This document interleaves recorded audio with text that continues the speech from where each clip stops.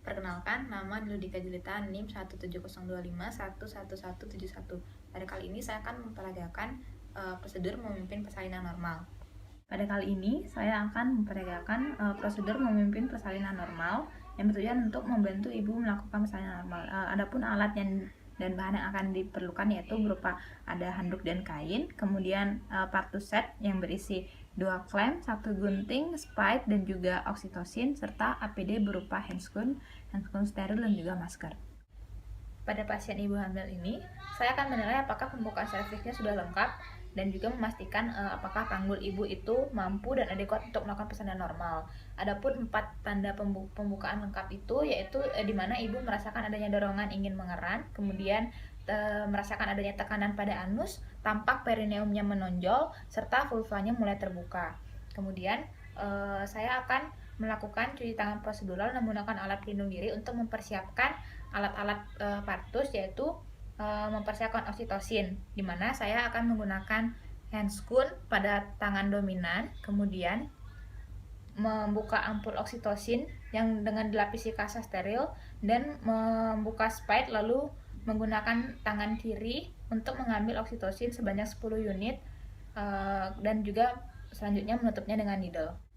Setelah mempersiapkan oksitosin, kemudian sudah menggunakan handskun dengan lengkap, kemudian saya akan membersihkan area vulva, di mana tangan kiri saya membuka area vulva dan tangan kanan memegang kapas, lalu membersihkan vulva dari arah atas ke bawah ke arah anus, lalu membuangnya pada tempat sampah yang telah disediakan. Kemudian mengambil kapas baru dan membersihkan area vulva yang sebelahnya lagi dari atas ke bawah ke arah anus, kemudian membuangnya ke tempat sampah.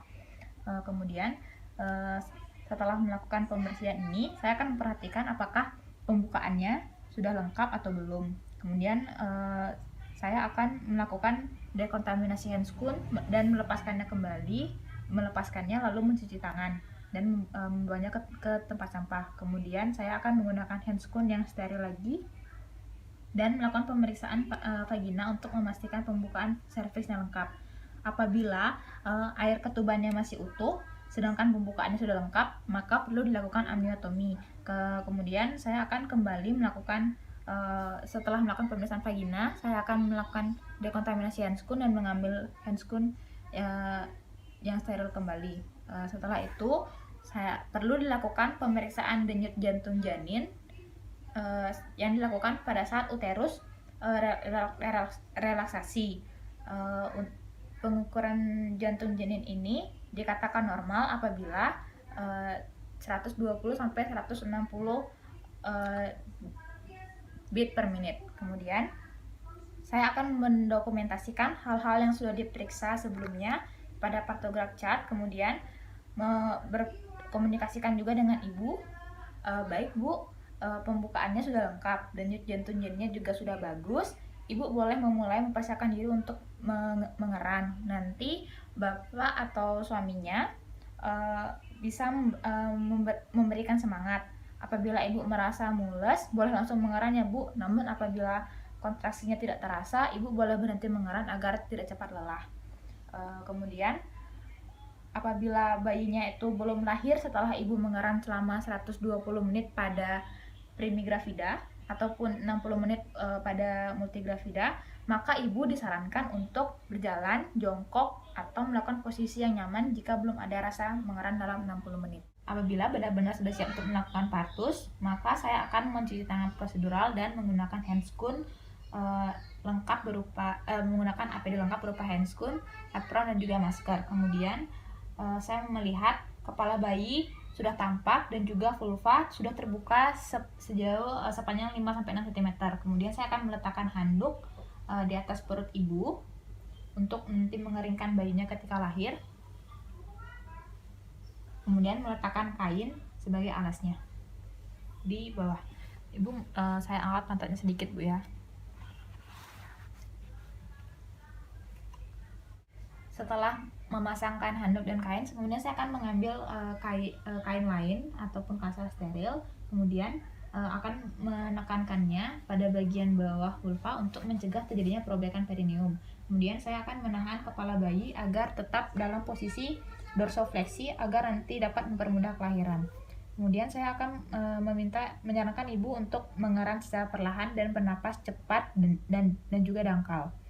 Apabila terdapat robekan dan terasa kekakuan, maka dapat dilakukan episiotomi. Setelah kepala bayi lahir, saya akan melakukan evaluasi yang terdapat pada lilitan, apakah ada lilitan tali pusar. Apabila lilitan tali pusarnya longgar, maka dapat segera dilepaskan. Apabila tali lilitannya itu ketat, maka lakukan pemotongan tali pusar dengan menjepitkan klem lalu memotongnya. Kemudian saya akan menunggu rotasi kepala eksternal spontan atau putar paksi luar. Setelah terjadi putar paksi luar, maka saya akan memegang pada biparietal kepala. Kemudian saya menyarankan ibu untuk mengerem pada setiap kontrasinya. Perlahan gerakan kepala janin ke bawah atau distal agar bahu anterior lahir di bawah arcus pubis, dan gerakan kepala ke atas distal untuk melahirkan bahu posterior. Setelah bahu lahir, geser tangan anterior untuk memegang kepala bayi dan tangan posterior memegang bahu anterior. Dan gerakan secara perlahan menyusuri sisi anterior tubuh dan ekstremitas dan keluarkan bayi. Setelah bayi berhasil dilahirkan, kemudian saya akan segera meletakkannya di atas handuk yang berada di atas perut ibu. Kemudian saya melakukan evaluasi cepat, menilai apakah bayinya itu menangis atau bernapas tanpa kesulitan, kemudian melihat pergerakan aktifnya. Apabila tidak terdapat pernapasan yang spontan, maka saya akan melakukan resusitasi neonatus. Apabila normal, maka lanjutkan pengeringan tubuh bayi. Keringkan bayi dari wajah, kepala, kemudian bagian tubuh lainnya, kecuali telapak tangan dan telapak kaki tanpa membersihkan vernix. Kemudian saya akan mengganti handuk basah dengan handuk kering dan biarkan bayi beristirahat pada perut atau dada ibu. Setelah mengeringkan bayi, kemudian saya akan kembali memeriksa uterus untuk memastikan bahwa tidak ada bayi lagi dalam uterus. Kemudian saya akan memberitahu ibu bahwa akan disuntikan oksitosin untuk membantu kontraksi uterus apakah baik, agar kontraksi uterusnya itu baik. Kemudian baik Bu, saya akan menyuntikkan oksitosinnya sekarang. Penyuntikan oksitosin dilakukan pada sepertiga superior lateral dari paha. Kemudian setelah melakukan suntikan oksitosin, saya akan melakukan pemotongan tali pusar, yaitu dengan menggunakan klem, memasang klem pada tali pusar sekitar 3-5 cm dari perut bayi.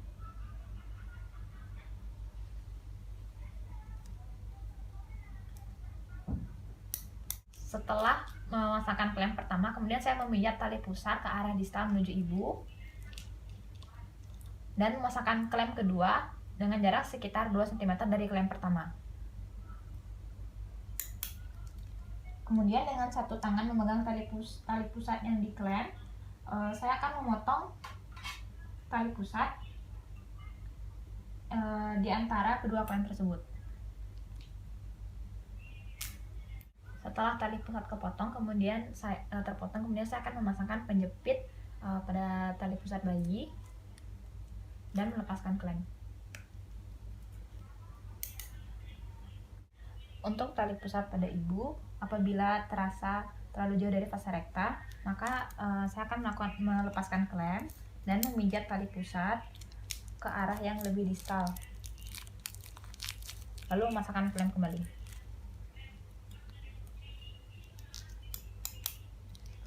Kemudian saya akan melakukan pijatan uterus selama 15 detik.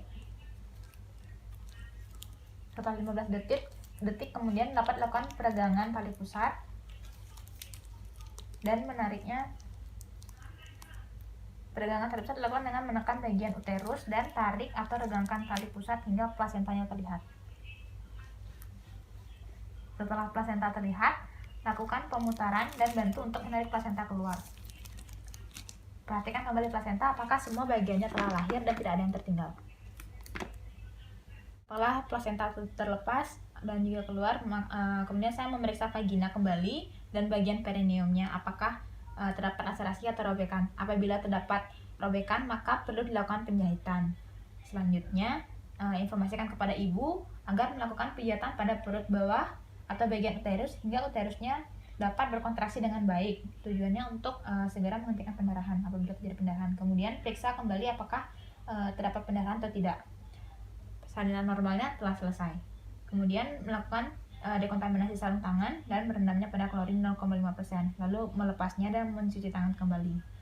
Kemudian saya akan melakukan pemantauan kondisi ibu, yaitu terkait tekanan darah, kemudian nadi, suhu, tinggi funus uteri, kemudian kontraksi uteri, kandung kemih, serta pendarahannya. Kemudian pemantauan ini dilakukan selama 2 jam, di mana pada 1 jam pertama dilakukan pemantauan setiap 15 menit. Kemudian 1 jam berikutnya dilakukan pemantauan setiap 30 menit. Setelah semua prosedur selesai, lakukan prosedur dekontaminasi pada alat-alat yang telah digunakan dan juga membersihkan tempat persalinan dengan larutan klorin. Prosedur ini diakhiri dengan melakukan kembali cuci tangan prosedur 6 langkah.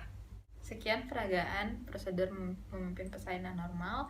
Atas kekurangan dan kesalahan kata mohon dimaklumi. Terima kasih.